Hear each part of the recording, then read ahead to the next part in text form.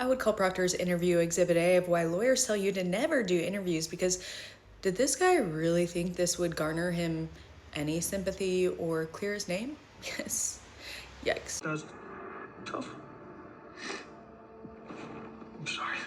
One of the texts that you sent about Karen Reed said hopefully she kills herself. You texted this to your sister. Correct. That seems incredibly unprofessional for a homicide investigator speaking about his suspect.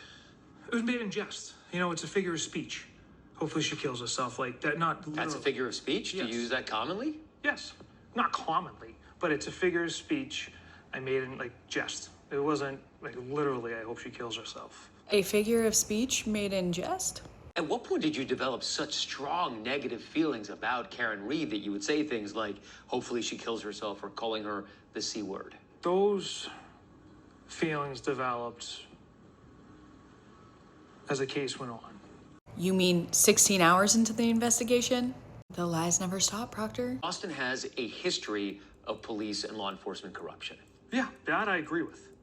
Not in this case. Did you plant evidence? Absolutely not. And I'm laughing because it's such a ridiculous accusation. It's something I would never do.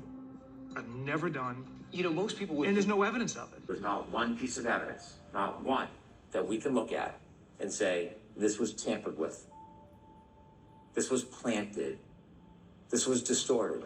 Only the fact that you inverted the Sally Port footage to make it look like Michael Proctor was at the left taillight when he was really at the right taillight. Not to mention the footage that is actually missing from the Sally Port. The fact that the only piece of bumper glass that matched any glass at the scene was the piece of glass that Michael Proctor found days after the incident. Mind you, this is glass that also magically survived a 36-mile tow in a snowstorm, laying there perfectly perched. The fact that there's ring footage missing from John's house that night, and when Ring sent over the report, the only person who had accessed it was off of John's phone when John's phone was in the custody of Michael Proctor. O'Keefe had been found wearing only one shoe.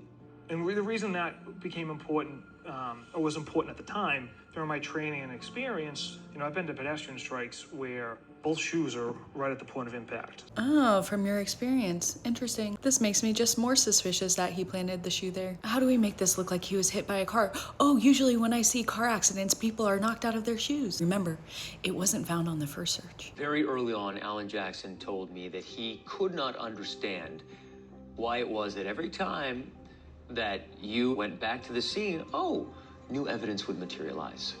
He found that very suspicious. Maybe you didn't read the weather report I provided in my reports.